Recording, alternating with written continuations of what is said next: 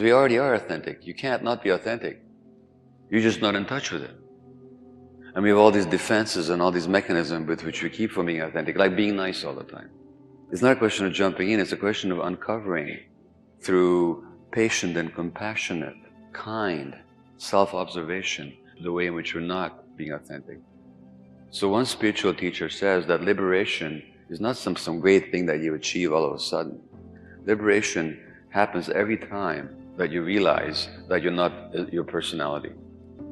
There's always fear in moving towards authenticity because we've been taught since children to be afraid of our authentic selves. Because if we're our authentic selves, we're going to lose the world. That's the fear. There's always going to be fear there, and that fear has to be confronted. It has to be recognized, understood, and accepted. And Selye said, the biggest stresses of human beings are emotional ones, and the biggest stress of all is trying to be who you're not. But how long ago did you find that out? You're still new at it. You're still learning. So instead of being frustrated with yourself about, like when you say, why am I still like that? Now there's two ways to ask that question. If you say, why am I still like that? If I said to you, why are you like that? Is that a question or a statement? It's a statement. And what is the statement saying? You're not good enough. So when you ask it like that, you're accusing yourself. You're not actually asking a question. You're making an accusation against yourself that you're not good enough. There's another way to ask the same question. I could ask you, gee, I'm curious. Why do you do that? Why are you like that? Well, what do you suppose, is behind that? Is that a question or a statement? That's a question. Which one do you think you're more likely to answer? If I say to you, why are you like that? Why are you still doing this? Or what if I said to you this? Here it is, here's your 30, and you're an intelligent woman, and you've learned all these things, but I'm noticing that despite what you've learned, you're still doing some of the same things that you used to do before. Now, why do you suppose that is? Now, that's a question. Which one do you think you might more open up to? The first way of putting it or the second way? So that the first thing is, you've got to ask yourself the right way. In other words, you have to ask it with compassion. Remember I said compassion for yourself. Compassionate curiosity. Say, why am I like that? That's not a question. That's a statement. I already know. I'm like that because I'm not good enough. But if you ask it compassionately with curiosity, then you might be able to come up with the answer. So I suggest that every time that question comes up for you, ask it with that compassionate curiosity rather than as a self-accusation. Then the answer will come to you. Because otherwise, because if I attack you, what are you going to do? You're going to defend yourself. But if I treat you with compassion, you're going to open up. There's a spiritual teacher who says that only when compassion is present will people allow themselves to see the truth. So if you want to see the truth, you need to be compassionate with yourself. So if we want to overcome our habit energies, now for you to suppress yourself in the presence of some people is just a habit that you've learned very early in life, that before you had any choice in the matter. It's ingrained in your brain. There's brain circuits who are telling you that if I'm authentic, that's not good. Those are your habit energies. So that's an automatic behavior for you. And that automatic behavior is there despite what you know intellectually, despite what you've learned. So those habit energies in certain situations will get triggered. Unless you train yourself very patiently. I mean, you wouldn't expect to go into a gym and press 150 pounds on the first day. You're going to press maybe 25 pounds. So right now, you're pressing maybe 75 pounds. You want to press 150 pounds, you have to train yourself some more. Overcome those habit energies. How many of you would acknowledge that at one time or another in your life you had an addiction? What did you get from it? What did it do for you?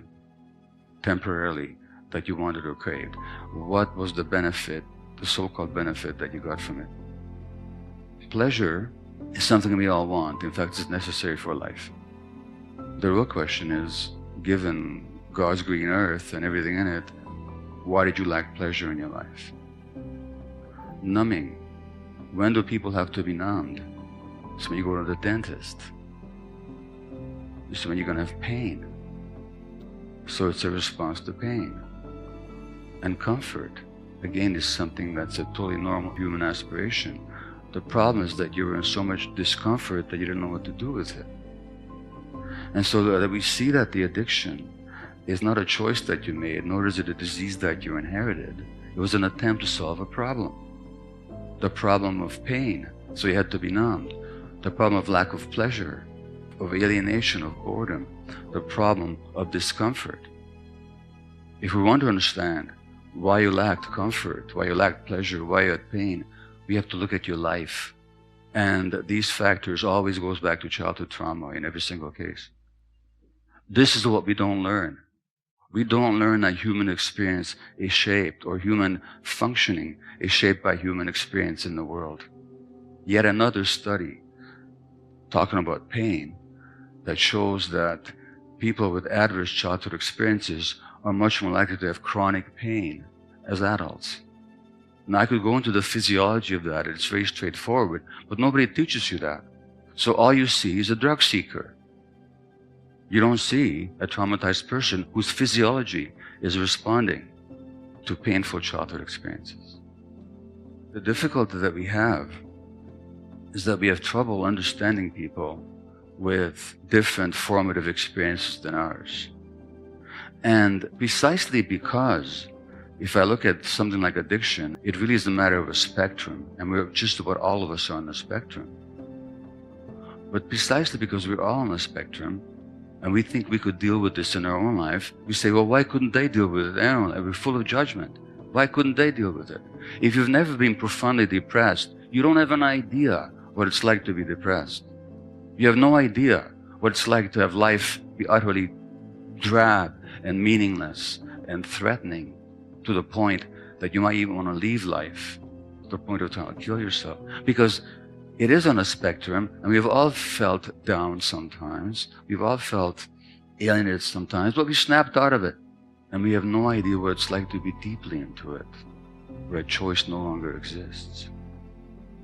And so we have great difficulty understanding people whose brains give them a different experience of life.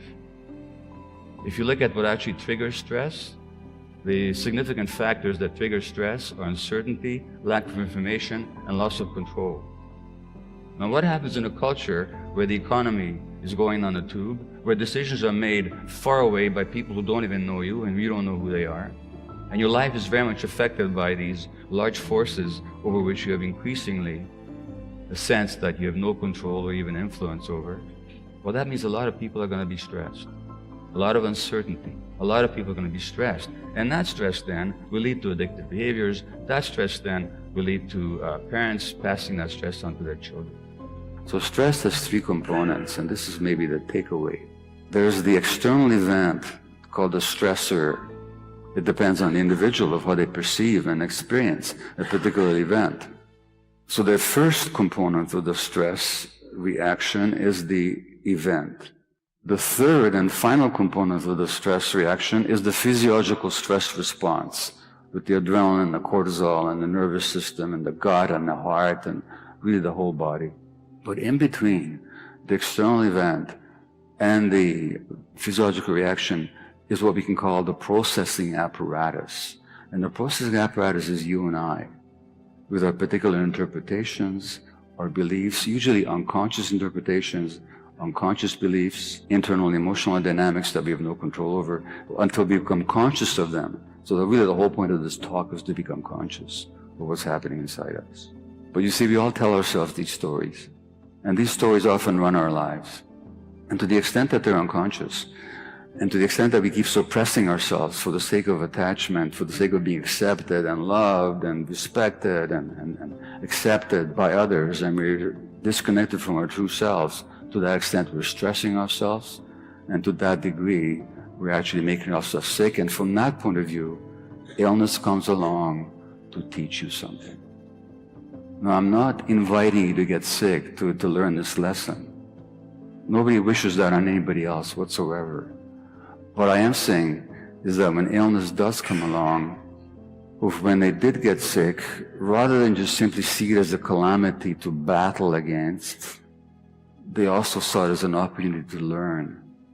And what people keep learning over and over again is how they had not been themselves. Illness came along to bring them back to themselves.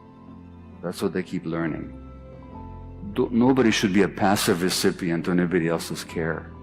We need to regain that sense of agency. Is that sense of agency of actually making the decisions and actually looking at our lives and our patterns and our dynamics and really being courageous about that and being open about it and being supremely curious and not judging ourselves. Oh God, I failed, I was too nice, I pushed myself down. No.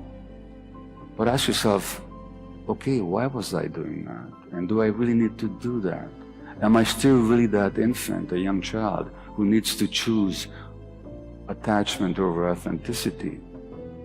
And yes, I may lose some friends who are used to me being this particular way, and that's what they signed up for. But my true friends will celebrate me. And the biggest stress of all is trying to be something other than who you are. So if this takeaway lesson here, it's get to know who you are and be who you are. The true self, the authentic self, is never lost. In fact, there's a very interesting word that we use when it comes to illness or addiction. What's the word that we use when people get better? They recover. What does it mean to recover? It means to find something. Well, if you find it, it means it could never have been lost in the first place.